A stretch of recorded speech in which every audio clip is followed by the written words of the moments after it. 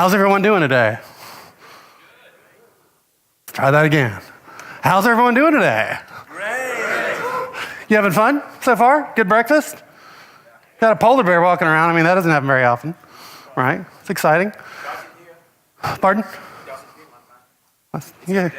I mean, for me, I'm from Seattle. It's wet rain. So my name is Brady Gaster. I thank everybody for bringing me out from Seattle. Very long flight yesterday with my good buddy Chris. I don't see, he might be recovering. Long flight. Hey buddy, what's up? So we flew all the way here from Seattle and our arms are tired, et cetera, et cetera. Today, I'm gonna be talking to you about my absolute favorite technology ever, SignalR. SignalR, basically real-time HTTP. Those two terms don't really go together. You probably heard me refer to this with Arthur C. Clarke's great quote, any sufficiently advanced technology is indistinguishable from magic. You guys ever heard that quote? It's kind of how I felt the first time I saw SignalR. How many of you have played with SignalR in the past? How many of you have played with SignalR Core? Cool, okay, good to know. How many of you are doing serverless and functions and stuff? Okay, awesome, great to hear. All right, so my contact information's on the screen. You can find me on Twitter at Brady Gaster, because I have really creative usernames. And if you want to email me, it's bradyg@microsoft.com. I work on the .NET Core team at Microsoft in Redmond. So anything about SignalR, the SignalR service, or anything else .NET Core, feel free to ping me.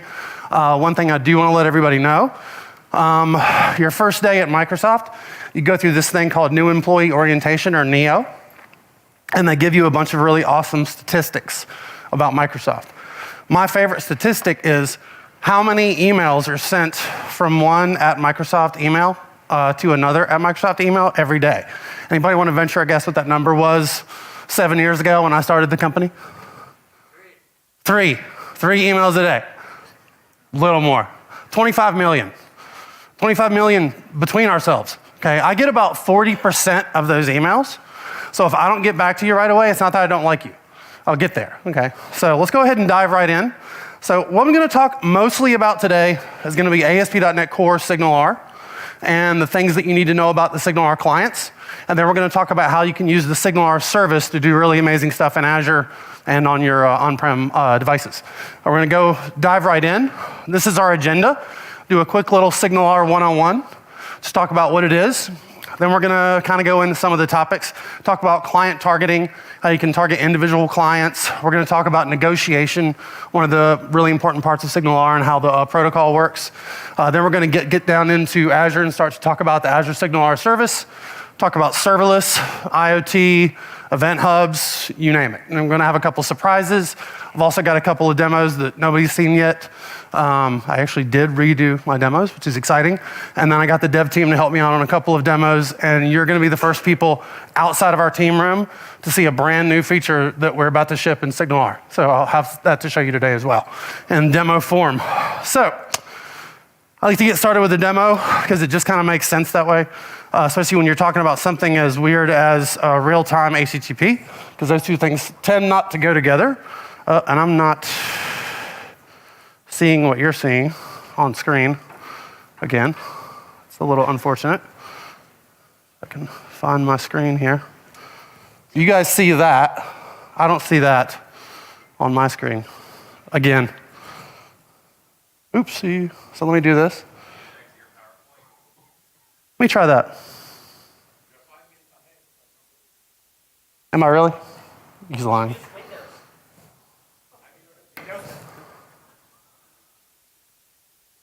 I have my reasons. I was doing .NET Core, and I wanted to make sure things work on a Mac, so we're good there. All right, so what I've done is I've just got a really, really simple demo to set up with, and I'm gonna be doing most of my stuff in VS Code today. I'll try to zoom in to make sure everything is as visible as need be. And I'm gonna switch over here to master inside of this app. So I've got a simple little app here. Let me actually bring up a better theme. Bring up a lighter theme for everybody. Sorry. Not very respectful today of my theming. Something that looks rain glow, light, a little light. Is that better? that better for everybody? Okay. And I'll zoom in on the font a little bit, but the first thing I want to kind of pull up here is to just show you kind of how you get everything wired up. So the first thing I'll go ahead and do is when we're talking about ASP.NET Core, you want to talk about using the services to add in all of your services that you're going to need with the great IOC capabilities, DIOC capabilities. I've got an IoT device up here, so I'm going to mix my metaphors at some point. So the first thing you would want to do is say services.add SignalR. And SignalR is already in the ASP.NET Core massive NuGet. You'll go ahead and get that for free. And then down below, you would say use SignalR, and in this case, you would actually pass it a URL, and that URL is going to be the location of your hub. So we'll talk about hubs momentarily, but everything in SignalR kind of relies on this hub. Is the font okay in the back? Let me increase it. Increase it? Okay, I can do that. Again, sorry for that. The pain of going first. 24, save that. Is that better? Is that good? Good? Cool, okay. Thanks, sir. All right, so got that all wired up, and then what I'll do now is I'll go over here to my hubs, and I'm just gonna open up Rotation Hub, and we'll talk a little bit about this when we get into some of the client targeting. But what you'll see here is that I've got a class called Rotation Hub, and it inherits from a class called ASP.NET Core SignalR Hub. And that's really just kind of your baseline concept. And I can really use the underpinnings of what lives on that hub to bounce messages or push messages to the clients. And in this case, you can see that I'll do clients.others, and then I'll say send core async, and I'll actually send event out to all those clients and allow them to respond in their own way. Now we have a bunch of different clients, and I'm going to iterate through some of those clients today. We're going to talk about the .NET client. I'm going to show you the JavaScript client. I'm also going to show you our brand spanking new native Java client so that you can build real-time apps with SignalR and Android, which goes well with the serverless capability. And we have a couple of other clients planned. If you were to watch our repository, you'll kind of see what we have coming up in the 3.0 milestone. So stay tuned with that. So I'll go ahead real quickly here, and I'm going to pull this up running in Azure because I've actually got it already deployed. I'm just going to go to real-time 3D cloud. .azurewebsites.net, and you'll see that I have this thing sitting up here. If you've already seen this demo, if we've already practiced it together, please don't rush it, okay? So we're in the cloud, had a kind of a neat idea. Damien and I used to have this demo that we did, Damien Edwards. Damien and David were the creators of SignalR. They have this demo that we used to do where we had a shape on screen, and we would kind of move the shape around, and you see it move in two different monitors. Okay, so I thought that was kind of neat, but we want to do something in the clouds, and things are pretty stormy these days. So I really wanted to do something 3D on this big screen that we've got back here. So what I've done is I've actually created a control board, and I'll open this up. I'll paste in here, and we'll go to control. I think that's URL. And what I can do now, if I shrink this guy down, is I can go right out here, and I can actually control the way this thing rotates in space. Sorry, I'm trying to get both things visible. I can actually use these axes, and I can control this thing in real time. And what'll happen here is as I move these, whenever I'm moving Y, nobody else can move Y. Whenever I'm moving X, nobody can move X until I let go. So I lock control on an axis whenever I start playing with it. And if anybody else wants to play with it, this is your turn.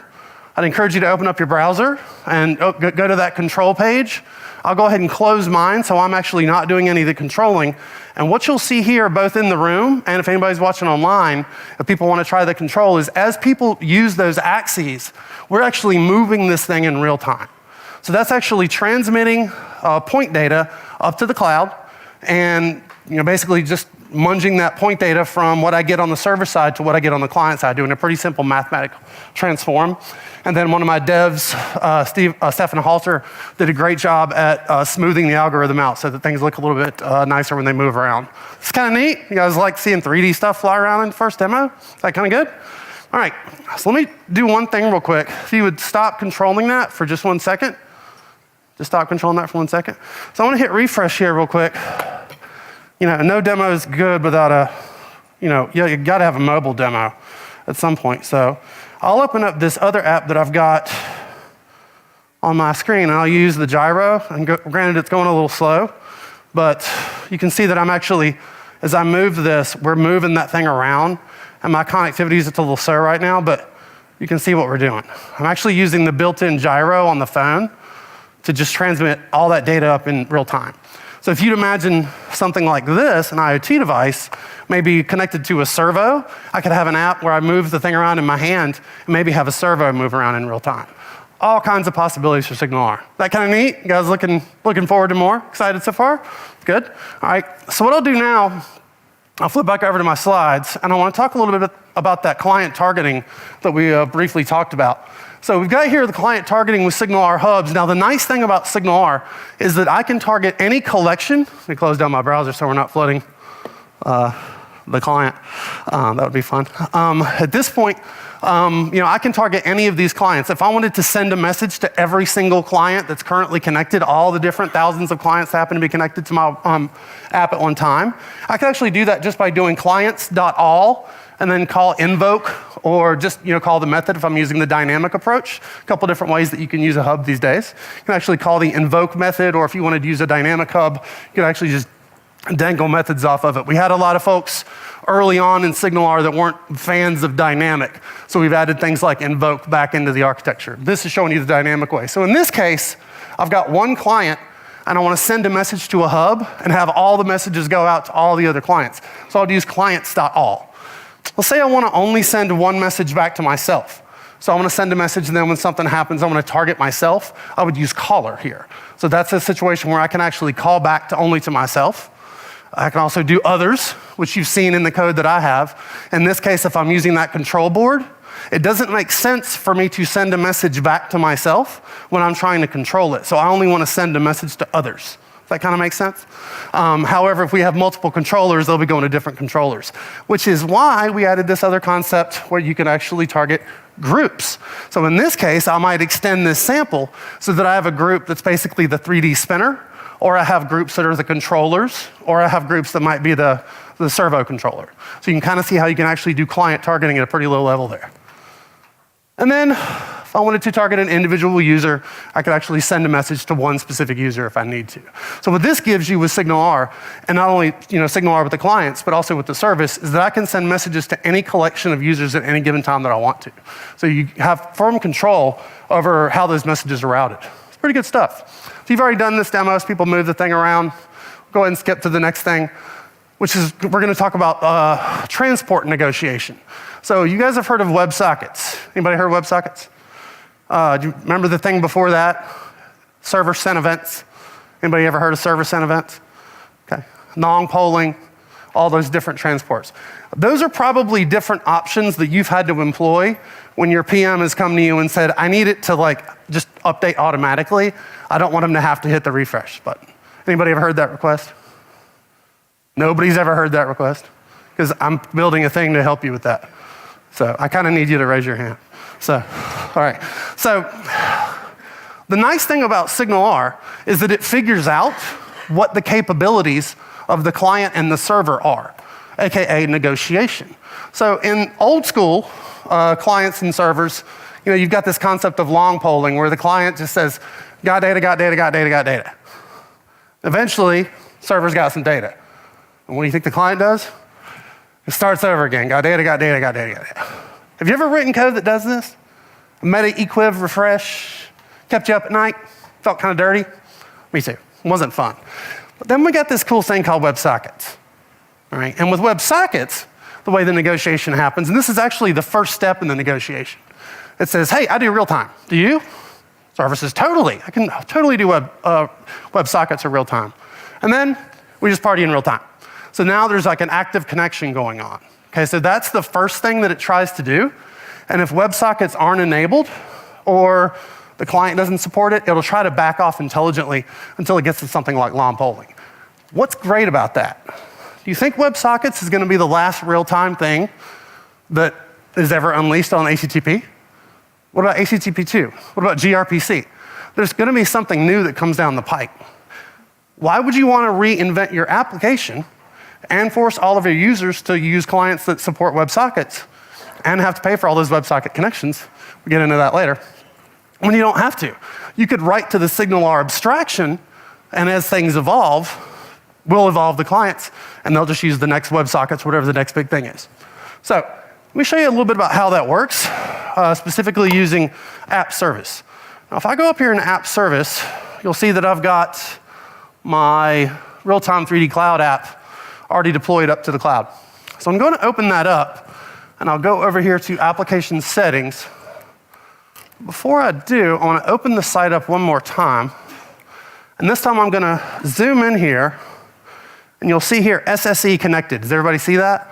So this is my debugging tools showing me that I've got an active connection over server-sent events, or server-sent events, not active connection. So I'm actually listening there because WebSockets are not turned on app service. So I can turn that on since the guys at app service made it so easy. So I can go here, and I can save it. Now what's going to happen is it's going to enable WebSockets. I'm not going to change any code at all. Simply hit the refresh button, which if you think about it, it's kind of ironic. Pardon? It failed? Oh, weird. That would happen. Review, it's fine. Probably that's what it is. Thank you, guys. If you haven't presented in front of these guys, you need to know that they're going to do that to you all day. They'll QA you in real time. QA in real time? Real time, girl? That's good. Sorry. It's not landing today. Let me do a refresh. And now what'll happen is it'll reach out and it'll connect, and what you should see, we are connected over WebSockets. So I didn't have to change any code. I didn't really have to change any configuration. All I had to do was turn on WebSockets, and now everything is just going to light up automatically and be cool. Now, if you're running on-prem and you want to use SignalR, you would install the WebSockets protocol on your IIS, and things will be good again. So I just want to point that out. That's intelligent client negotiation, which is pretty hot. The other thing I would say, and this is also in our documentation, once you start using ASP.NET SignalR Core, you want to go in and turn on ARR Affinity, because you effectively want to have sticky sessions on when you're using SignalR. Because if you've got multiple servers on the back end, or multiple instances on the back end, when a client connects, you want to make sure they go back to the instance that they actually came to the first time. So you want to just turn on ARR. It is on by default, I think. Chris, do you remember? It's on by default? Yeah. So you don't have to turn that on. WebSockets, I'll let you be the judge of that one. Now, the WebSockets discussion is valuable now that we're getting into the concept of using Azure SignalR. Okay, so when you're using the Azure SignalR, there's a little bit more steps that you're going to have to go through. And I want to walk you through those steps briefly. A good thing is it'll take about 5 minutes. So I've already shown you that too. So the Azure SignalR Service, just to kind of give you an idea for what it is today visually. It's basically a managed service for handling real-time communication with your app. It's kind of like a proxy. In the sense that it's going to proxy all of those WebSocket connections for you. Now think about app service, for instance. Go back. There we go. So I've got all my clients. I've got my app server, my app service. And each one of those clients is actually going to reach out and make a connection with that app server. Now that can get not expensive in terms of money, but expensive in terms of like resources that you're utilizing. It can also get expensive when you're talking about a shared hosting environment. It can theoretically impact the network of the entire, stamp, if you will. So you want to be careful when you're talking about using WebSockets in any PaaS environment, because all those connections are pretty, they're expensive connections. And then when you're going through that ARR front door and you've got the web servers behind it, that can get a little odd. So the nice thing is you can actually drop in Azure SignalR Service here, and the way it works is it establishes a connection to your app server, and it allows connections coming in from your clients, and then it basically transmits all those guys back and forth. The nice thing about this is, by this architecture, let's say you have an app running on app service, you have 20,000 connected clients. At that point, you have 20,000 connected clients directly to your app service instance, or any of the instances that you actually have running out there at one time. When you add the Azure SignalR Service, you offload all of that traffic from your app service, and you put that onto the Azure SignalR Service, which is exactly what it was built for. And then what happens on the back end is that the Azure SignalR Service establishes a few, 4 to 5 maybe, WebSocket connections with your app service, so that it's basically proxying that content back and forth. That's really, really helpful, because then you can offload all of that. You can stop pounding your app services and pound the Azure SignalR Service, which is what it's there for. Now, when you talk about things like security, I want to let you know that you don't have to worry about it. You can still use all of your ASP.NET security stuff that you've always been using. It'll just pass the token around. The client would authenticate to your app, and that would actually authenticate to your app service. It would get a token. Then it would take that token and send it over to the Azure SignalR Service, which is going to give it a token back, wrapping that original token that you've got from your app server. And then it's going to send a redirect response back to the client, telling the client how to go and connect to the Azure SignalR Service. So that's all part of SignalR's negotiation. You don't have to worry about doing any of that. That happens for you pretty much for free inside of the SignalR clients. So let's talk about how hard it is to wire it all up. We're going to scale out this site using the Azure SignalR Service real quick. And to do that, what I'm going to do is these guys are still on WhatsApp, so I'm going to close that. God knows what we're going to see here. So I'm going to go ahead and create a new branch, and we'll just call it Azure SignalR for the win. We'll do that. And I've already got this guy set up. Now, what I'm going to do next is I need to add a NuGet. So I'll go down here and I'll say .NET add package Microsoft.azure.signalr. I'll hit enter here, and it's going to go ahead and add that NuGet package in. That's going to bring it down and put it into my CS proj. So that's the first change that I've made to my project, is I've actually added in a new NuGet reference, which you'll see right here. And you'll see that I've only got one, which is the ASP.NET Core All guy as well. Now what I need to do is I need to change a little bit of how I'm wiring things up in my startup.cs class, but I only have to change two things. Right here, instead of use SignalR, I'm going to change it to use Azure SignalR. And then I'm going to go up here to where I do add SignalR and zoom in real quick, and I'll just do add Azure SignalR, and I'll save it. That's it. That's all I got to do. Now, if you want to configure it, now the documentation talks about configuring things using secrets management, which is the right way to do it. But if you're talking about doing testing, I just want you to see the format of what you would put in your app settings. Don't check it in. That's not a good idea. You'd want to put this into your portal. But what I would do here is I would say Azure. This is just the structure, just so you can see. That theme is awful again. Sorry. Rain glow. I had a good one earlier.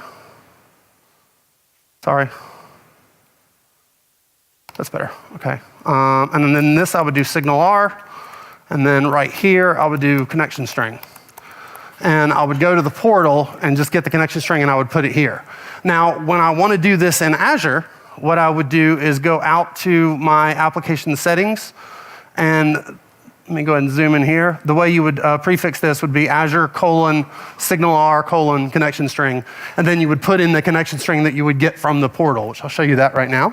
To get that, I would go into my resource group view, and then I would just go over to my pull, not that guy. I would go here to my Azure SignalR service, and then if I go to keys, that's when you would actually see the connection string and everything else that you need to get out.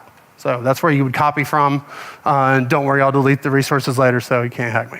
Okay, so, so I would basically wire all that stuff up, and what that's going to give me is two really interesting things. So the first thing it's going to give me is the ability to scale out pretty much indefinitely. I'm going to go ahead and commit this code. So I'm going to take these two files. I'll go ahead and stage these guys, getting ready for cloud. Push this up. Yep. Push that up to my repository, and I want to show you the diff here in just a second and tee up our next little demo.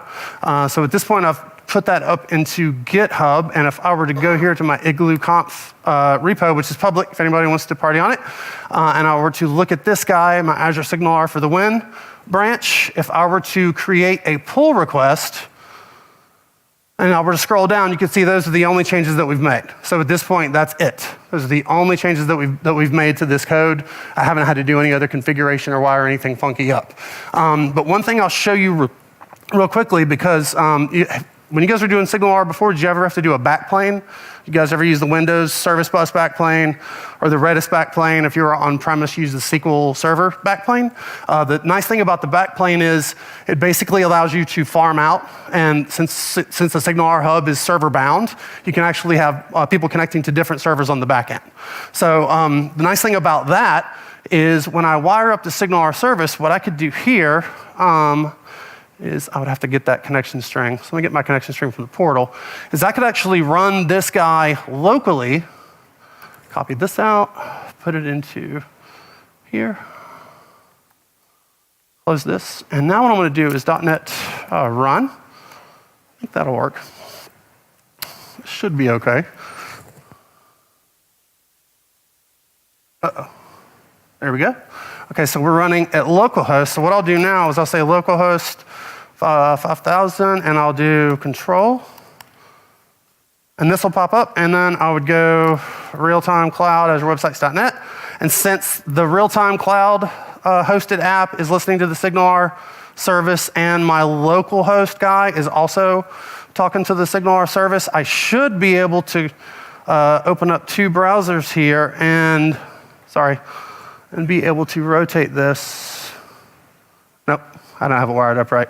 But the idea is that I could actually control something that's running in the cloud directly from my computer, because they'd both be communicating through the SignalR service. But that one didn't work real quick. But you've actually seen the code the whole time we've been doing these demos. This has all been running in the service. So as I'm doing that rotation and as you were controlling everything, we're actually sending messages back to West US and doing everything in real time. So performance is not bad, especially if you factor in the latency. So next thing I want to talk about is our Java client, and kind of dive into what I know Chris is waiting for desperately back there, getting into talking about serverless SignalR. And what's nice about the serverless SignalR, and I'm not going to touch Cosmos DB because Chris is here, so you'll get to have Cosmos DB tomorrow. It'll be good. And Chris is looking for ideas for demos, so you should ping him. So what I'm going to do is I'm going to dive in and talk about serverless SignalR in conjunction with an Android client for SignalR. And the reason for that is I've actually got an entirely SignalR scenario, end-to-end scenario, with no .NET anywhere in it and no hub anywhere in it. It's totally serverless. So hit escape here, and if I were to go to my repository, go into this guy, what you'll see here is that I've got another app called Pull Requester. By the way, if you ever build an app with SignalR, you have to just end it with R. You guys haven't heard this before. SignalR, shooter, et cetera, et cetera. So we're just calling this guy Pull Requester. So before I create this pull request that I've got out in GitHub, I want to kind of walk through this. So the first thing is, this is all in our SignalR samples repository. It's out public. First thing is, I've got two functions. One of them is written in .NET, one of them is written in JavaScript. I've only deployed the one that's written in JavaScript. I don't have the .NET function running. Okay? Just wanted to kind of prove out that we could do everything. So the first thing I want to point out here is that the URL that SignalR calls when it wants to do that negotiation is, it literally just calls whack negotiate. So what I've done is I've actually created, and this is kind of a point in time thing, we're working closely with the functions team and the SignalR service team.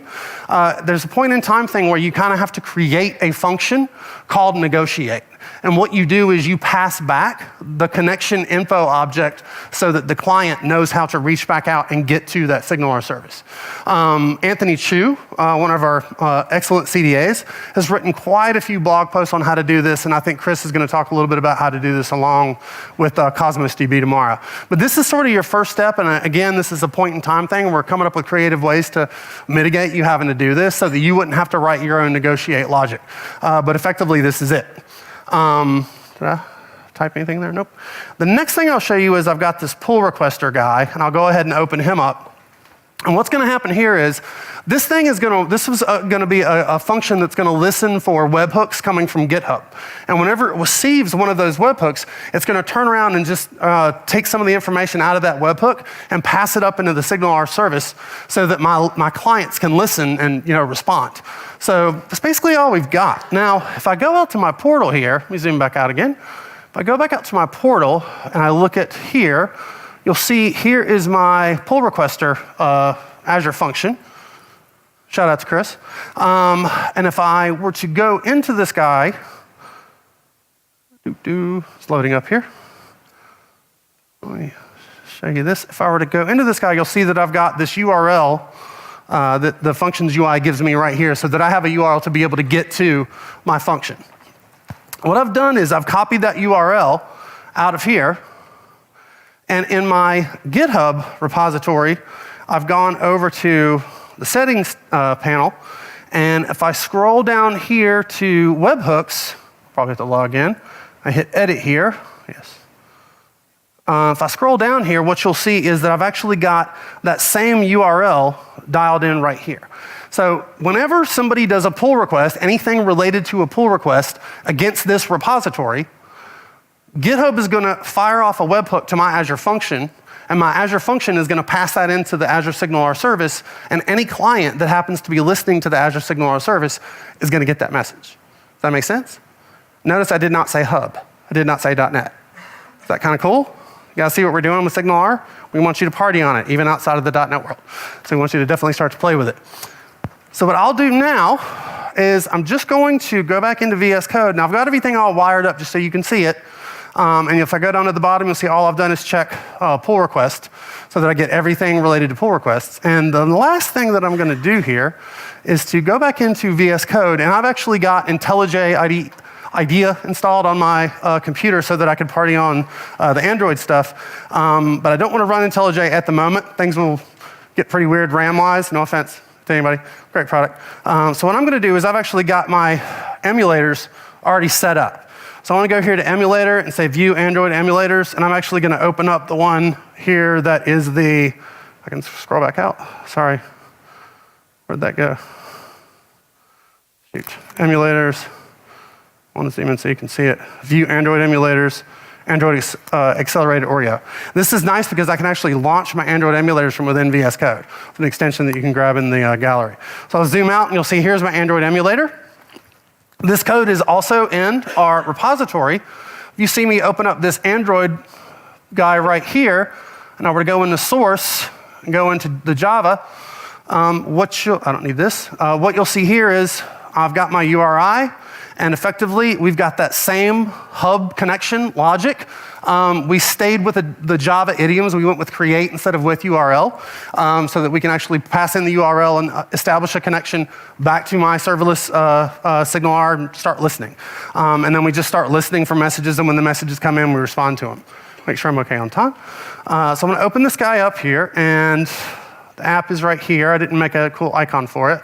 You'll see it, pull requester is now listening.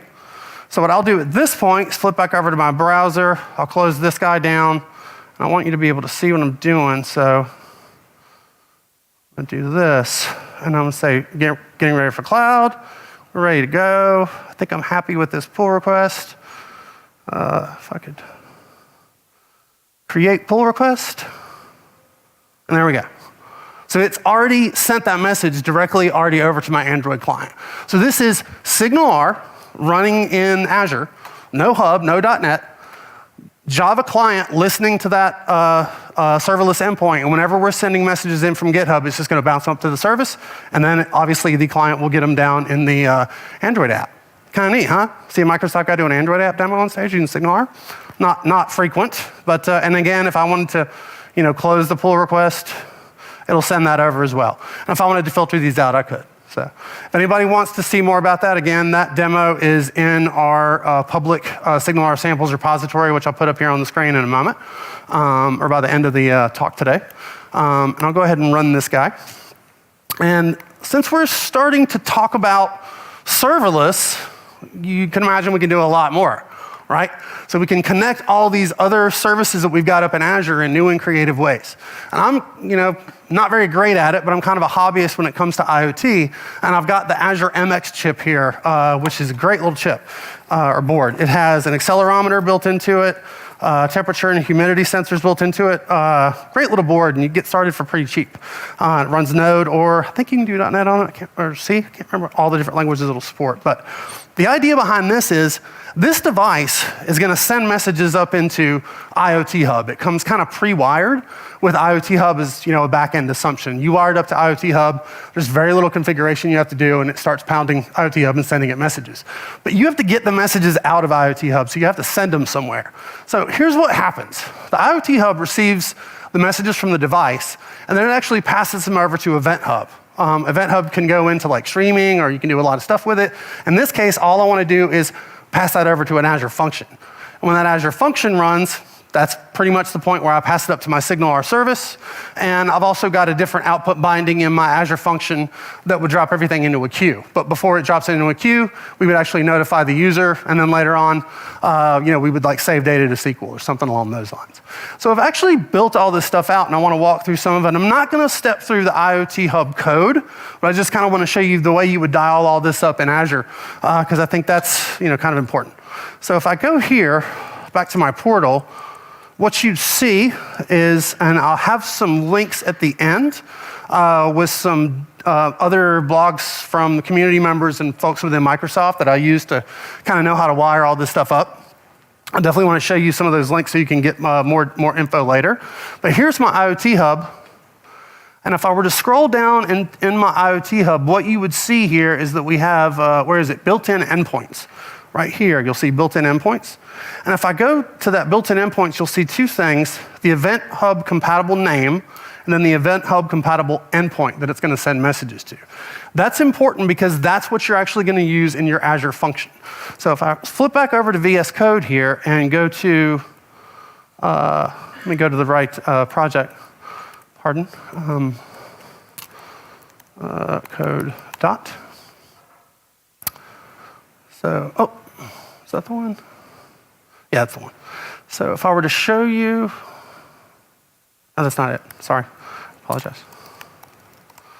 Igloo, LS, CD, climate control system, code.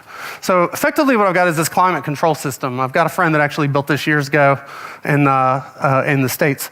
And what we've really got here is we've got a function, and if I open up the local settings, you'll see that I've got my web job storage, but I've also got my IoT connection string, and that's what I get out of here.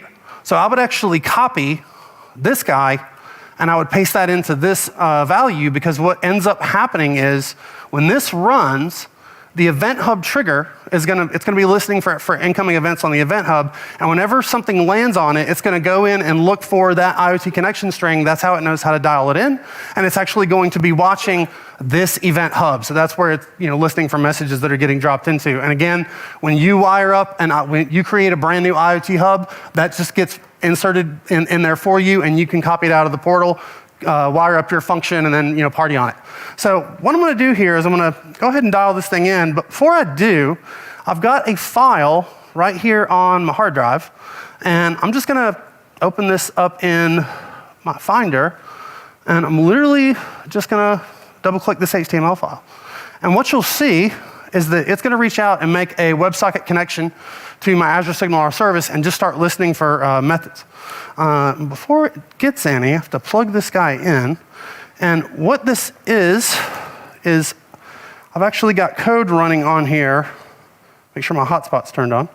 I've got code running on here that's going to watch for changes in humidity and changes in temperature. And each time it gets any values, it's actually going to send those up to the IoT Hub. And as you saw with that workflow, it's going to send it to Event Hub. Event Hub's going to pass it to the function, and the function's going to do the work that I care about, sending it to our users over SignalR, and then sending it to maybe a message queue for further processing in a microservice on the back end. So it says I'm connected here, and we should start to see messages once we start sending. There we go. So now we're actually getting messages in real time. This device is transmitting up in IoT Hub. IoT Hub is transmitting, et cetera, et cetera. And just to show you that it's not fake, I don't have some sort of weird thing going on, I want to change the values a little bit. And like I said, it's temperature and humidity, so go with me for a second. We'll heat it up, start to see it rise.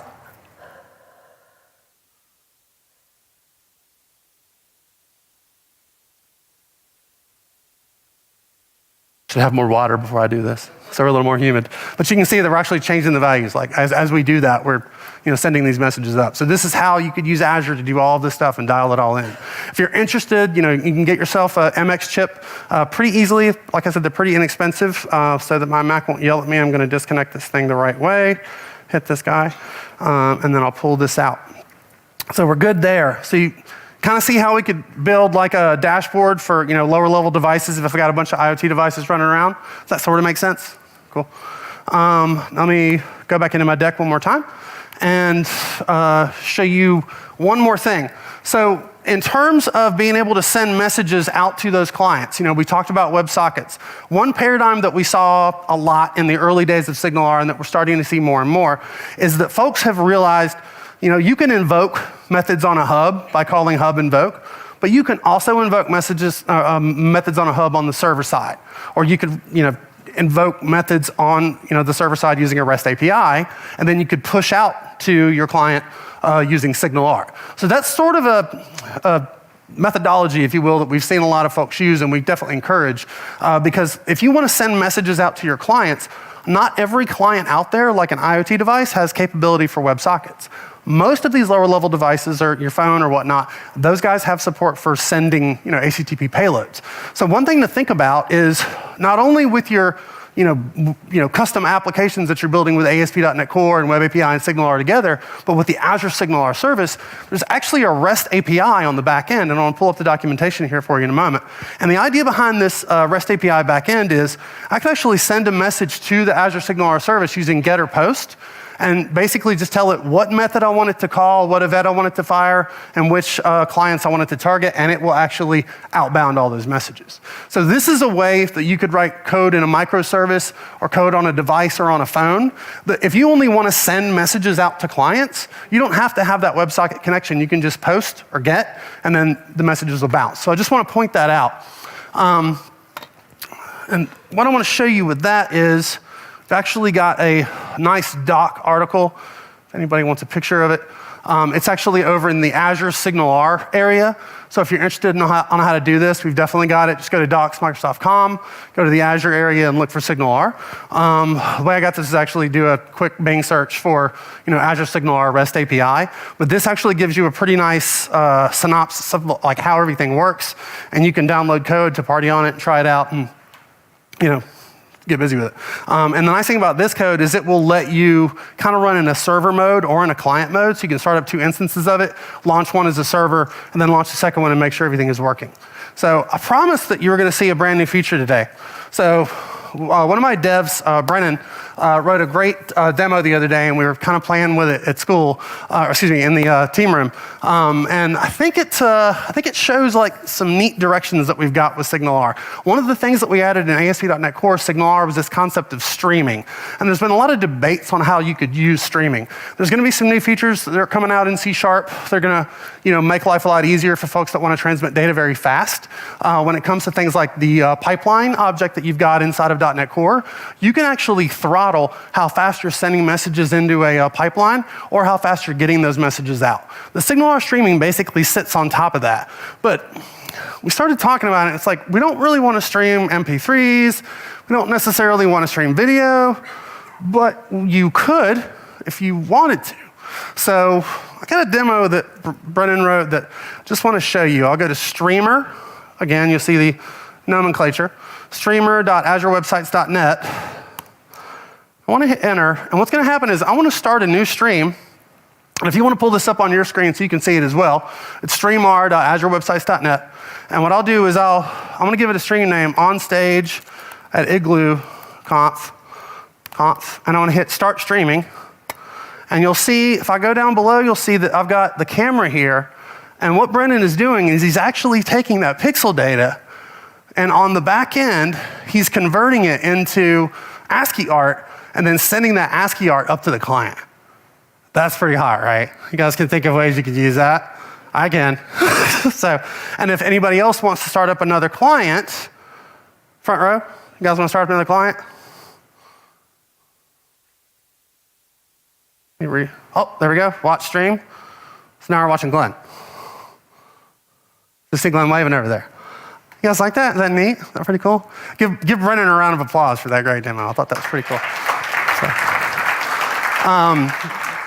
He says he's gonna, he gave me the repository for that, but he said it's still kind of young. If you watch my Twitter, I'll definitely be posting the GitHub out so you can learn some more about streaming. And we've got a couple doc articles and some great blog posts on how to do SignalR streaming as well. So if streaming is something of interest to you, I would definitely encourage you to kind of take a peek at it. And definitely think of a lot of things that we could do with it. So that's pretty much about all I have. I guess I'm done about 10 minutes early, but before I leave, I want to pull this up on screen because I definitely want to give some credit where it's due. I'll put the deck in the IglooConf repository as well, and the deck will have links so that you can take a look at some of these other IoT dashboard articles that I looked at, borrowed from, stole from, was inspired by.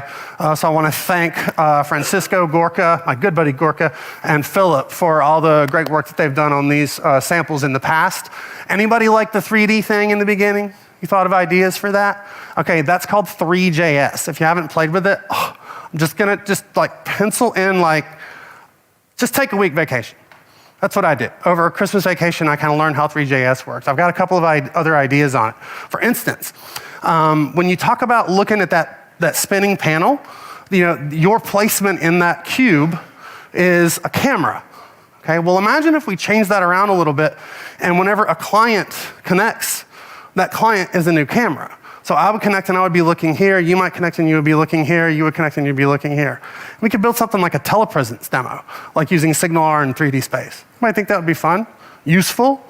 Like imagine a classroom setting virtually, where you could actually have somebody on screen, that panel might be a screen, and you could let 200 people in, and they would all have different vantage points, something like that. And you could hit a button and it would make you blink if you had a question. Tons of ideas on stuff that you could do with SignalR there for 3JS. I want to definitely thank my teammate, Stefan Halter.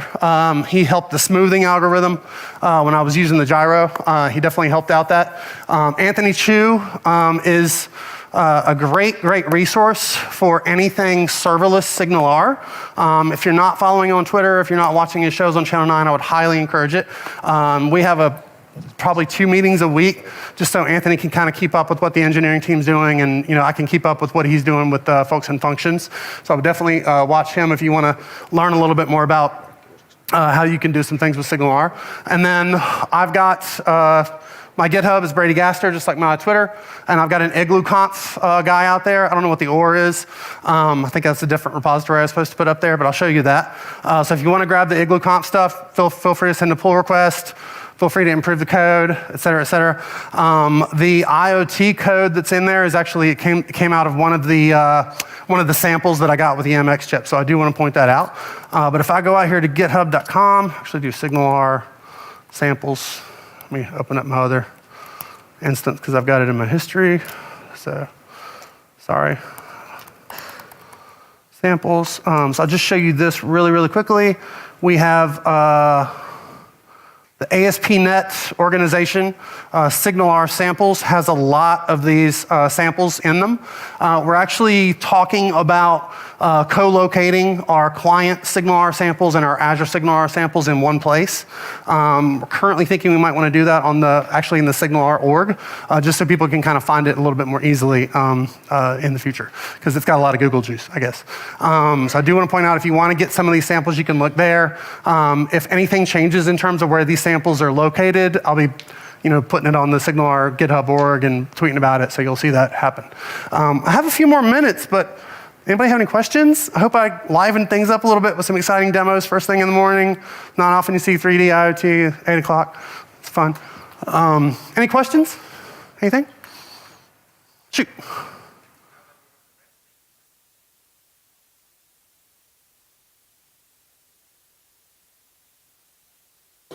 I think the question I heard was, now that we are thinking about doing inbound with the REST API?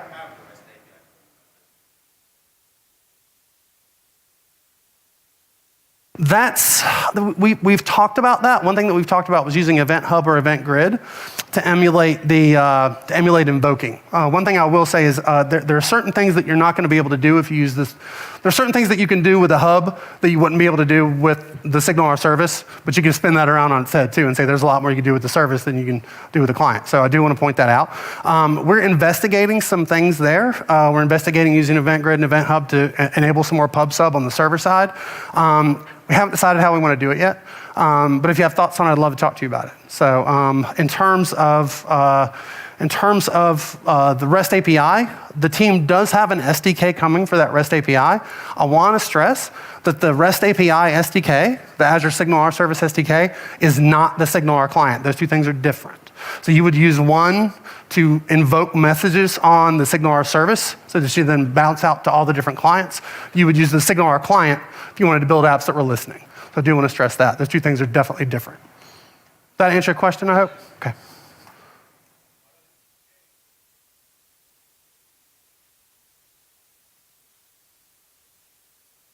What is the largest that we've seen with SignalR Service? I can't go into specifics. Okay, I can't like name any names, but there's one customer who was looking at it, and we're going to have to do some interesting things with sharding because they're going to have multiple instances of the SignalR service. But there is a we'll call it broadcasting. There's a large broadcasting organization that expects they would need roughly 6 billion connections for 6 hours. So we're talking to them. So far, we are not exactly sure we can do it. And the reason why, and I want to stress this, is not necessarily the service. It is the fact that they haven't optimized their message sizes. One of their messages is 380K. That's just not going to go fast. So we're talking to them about getting that message smaller. I would also encourage you, get your messages smaller. So I would try and stress that when you're sending messages to the service. Because it's real time. You don't want to send all the data. Does that answer your question? We've also seen, I think it was an internal slide. I don't know if I can pull it up yet. But we have also seen some improvements that we've made on the WebSocket side. If I tried to describe it technically, I would fail miserably. But we can talk online about it with one of the devs. I would get tripped up. But I've seen numbers where at one point we were benchmarking at around 1.5 million connections a second. We fixed one bug, and I think it went up to like 2.3. So it was just something in the way we weren't optimizing the way we were processing the messages. So that's 2 million on one hub on one server in 1 second. Is that enough? Here's the tip. None of those messages are durable. Think about it. They're not durable. SignalR is not durable messaging. Functions is durable, okay? SignalR is not durable. You would use SignalR for keeping your clients updated, letting customers know what's happening on the website. You wouldn't want to use SignalR if maybe 1 out of 1,000 messages might get lost. For example, sending a credit card transaction.